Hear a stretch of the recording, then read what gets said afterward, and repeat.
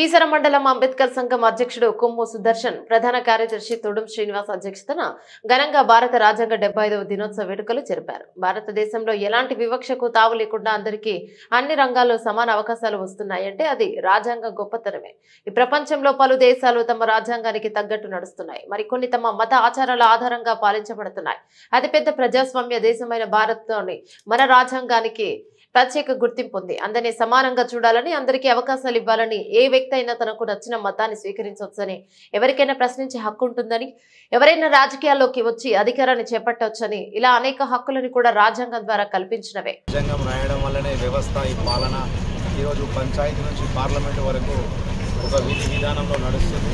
దానికి కారణం రాజ్యాంగంలో ఉన్న అంశాల పరంగానే నడుస్తుంది. కాబట్టి మరొకసారి ఆయన ఆశయాలు ముందుకెళ్లాలని మనస్ఫూర్తిగా కోరుకుంటూ అంబేద్కర్ రాజ్యాంగం 75 రోజులు సంవత్సరాలు మీద ఆదేశాల ప్రకారము ఇంకా చాలా ఇక్కబడ్డరు, చాలా అందరూ రావాలని కీసర మండలం బిఆర్ అంబేద్కర్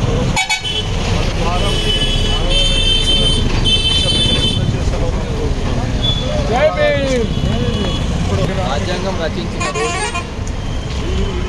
అందరికీ శుభాకాంక్షలు. 70 సంవత్సరాలు గడిచినా కూడా మన పాలకులు, అధికారులు రాజ్యాంగాన్ని అమలుపరచడంలో చాలా వెనుకబడి ఉన్నారు.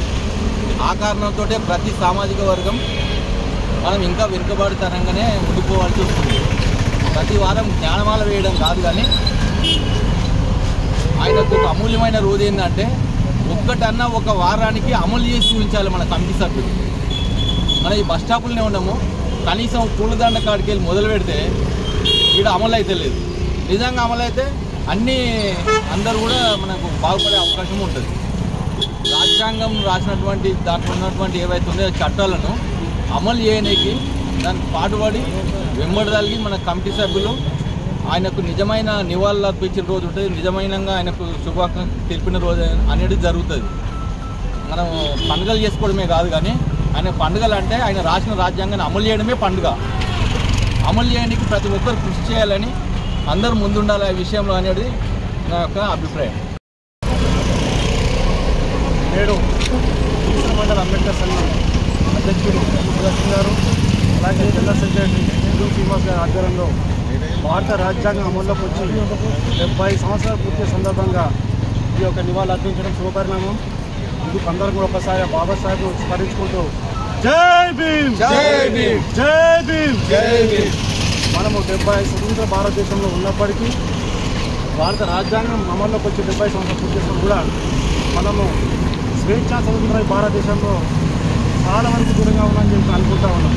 ఎందుకంటే అన్ని కులాలు, మతాలు సమానమని చెప్తున్నప్పటికీ అనేక విషయాలు గత సామాజిక వర్గం చాలా దూరంగానే ఉన్నట్టు రాజ్యాంగం కనిపిస్తూ ఉన్నాయి.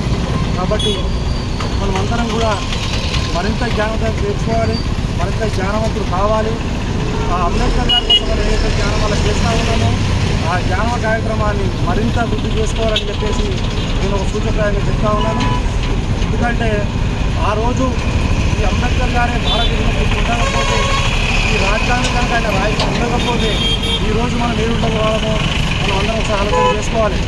ఎందుకంటే ఆ రోజు బ్రేవ్ అండ్ ట్రూత్ అనే ఒక ఇంటర్వ్యూ జరిగినప్పుడు భారతదేశానికి ప్రధానమంత్రిగా ఉన్నటువంటి మహిళ ఇందిరాగాంధీ గారు స్పష్టంగా చెప్పారు ఆ ఇంటర్వ్యూలో, మీరు ఏ విధంగా ప్రధానమంత్రి అయ్యారు, ఒక మహిళ అయి ఉండి భారతదేశంలో అని అడిగిన సందర్భంలో ఆమె చెప్పినటువంటి ఒకే మాట ఆ భారత రాజ్యాంగంతో హక్కులు అని చెప్పి. ఎందుకంటే ఆ రాజ్యాంగమే కనుక మహిళకు సమానత్వం కానీ ఆ ఓటు హక్కు ఇవ్వకపోతే ఈ మహిళలు కూడా భారత గొప్ప ఆలోచన అది మిస్టర్ అంబేద్కర్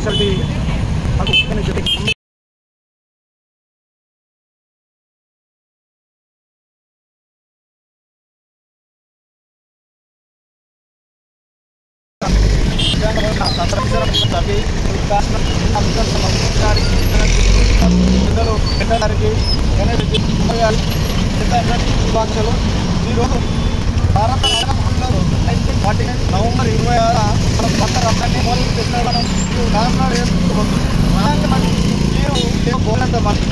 తెలంగాణలో ఏమో తెలియని వాళ్ళు అర్థమే అలాంటి వివక్ష మనుషులందరినీ కలిగి రేవాల అన్ని వర్గాలు అసలు రేవాల అన్నల వారిని మాట్లాడతారు రాజులో పెద్దగా ఫండమెంటల్ రైట్స్ ప్రతి సిటీ 6 ప్రాథమిక హక్కులు గుర్తించడం జరిగింది. రాజ్యాంగ హక్కుల్లో ప్రభుత్వం మొదటి 14 వరకు వస్తున్నది. మనిషిగా దోపిడీని 3 నుంచి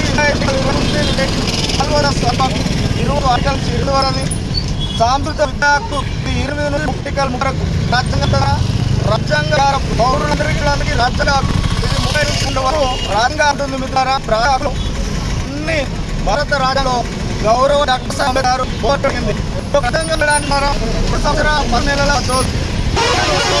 అప్పటికి బాబా అంబేద్కర్ మొదటి మంత్రిగా ఎన్నో మొదటి మేధావి ఈ రాజ్యాన్ని నిర్మించి బాధ్యత నేతలు అప్పగించడం. ఈరోజు 1920 అమల్లో 1950 జనవరి 26 వచ్చుకుంటే పెద్ద చరిత్ర గవర్నమెంట్